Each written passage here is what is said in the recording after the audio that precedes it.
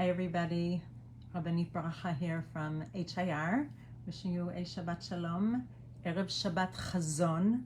This is the Shabbat that is always before Tisha B'Av when we read Parashat Devarim and we read the Haftarah of Chazon Yeshayahu from the first chapter of Isaiah.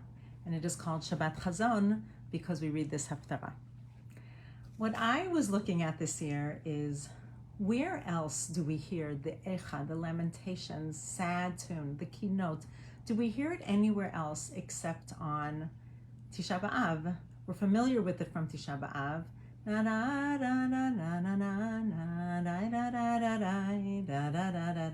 And it's really synonymous with Tisha B'Av. I still remember as a young girl, this was so powerful for me, and it always meant sitting on the floor in a darkened room and listening to people chant this beautiful melody. But it turns out that it crops up in other places as well, and I'd like to share some of those places with you. First of all, in the Haftarah that we'll be reading tomorrow of Shabbat Hazon, the tune switches from the regular Haftarah trop to the Eicha trop, and it switches a few times back and forth. I can tell you from my own experience preparing this once that this is not an easy thing to do, and you need to be pretty skilled and spend some time practicing to switch, because the Haftarah trop and the Eicha trop are both sad in a certain sense, a little bit mournful, and it can be confusing to do that. So that's something to look forward to look for when you are in Shul tomorrow. That's one. Another one that we may all be familiar with is from Megillat Esther, which has a happier trope. When it tells the story, it turns out it's actually quite similar to the Eicha trop, and there are certain notes that make it the down mournful one or the happier one. But we all know that there are certain psukim, certain verses that talk about the exile and how the Jews got to Persia and got to be under Achashverosh's rule, like this. Asher hegla mirushalayim. That's talking about Mordechai and how he came there, how he got to be there. But we're familiar with those psukim that are interspersed, that are interwoven into Megillat Esther. And here's something that I learned this year. In Chazarat Hashat, there's like a mini repetition of the Amidah Friday nights. And there are some notes in there that are actually Eicha notes, and I never noticed that before. Like this. Kadshenu b'mitzvotecha and Sabeinu mituvecha. And why would there be mournful notes on Friday night in the Arvit repetition in that davening? So here's the thought behind it. The thought is that the tefillot come in place of our korbanot, our offerings in the Beit HaMikdash. And we are mourning in a small way this way on Friday night, just with a little hint.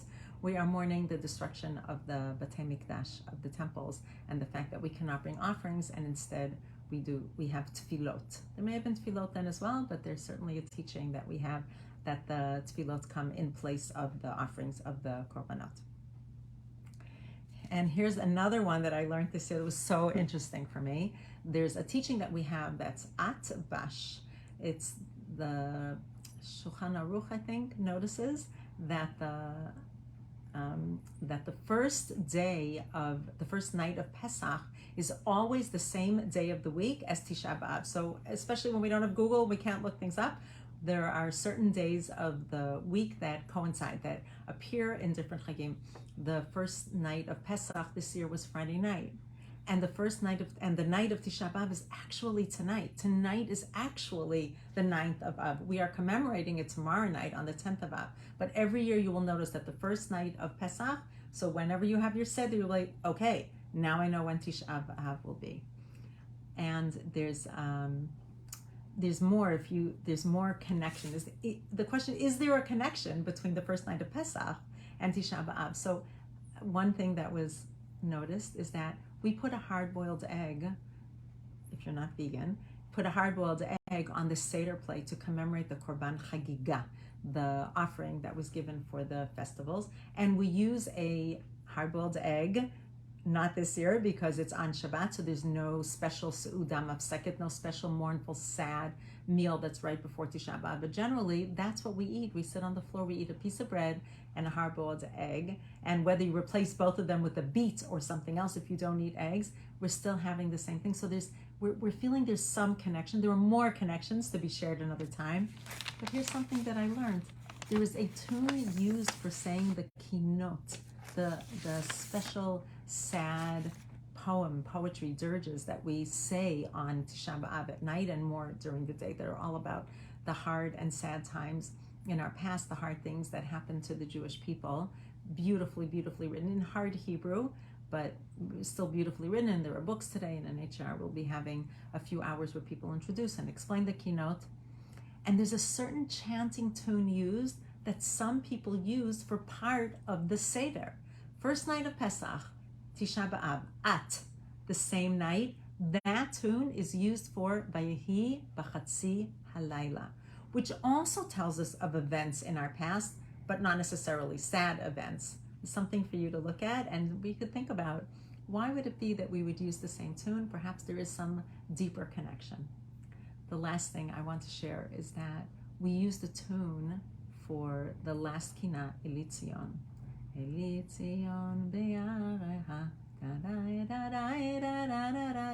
It's a very common practice to use it on this Shabbat, Shabbat Hazon, tonight, to use it as the tune for L'chadodi. Now, Rav Soloveitchik, very respected and very accepted, he was against this practice.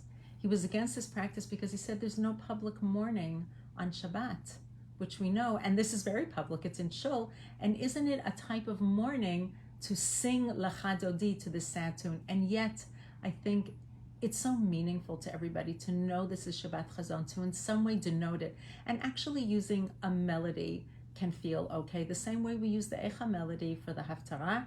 And I will leave you with the tune for L'chadodi. L'chadodi likrat kala, b'nei Shabbat nekabela, L'chadodi likrat kala, b'nei Shabbat nekabela. Wishing everybody a Shabbat Shalom. May your Tisha B'Av be meaningful. Remember that because it is pushed off this year, there are more leniencies if one needs to break their fast for health reasons. So feel free to reach out if you have that need or to ask the question. Sending love to all.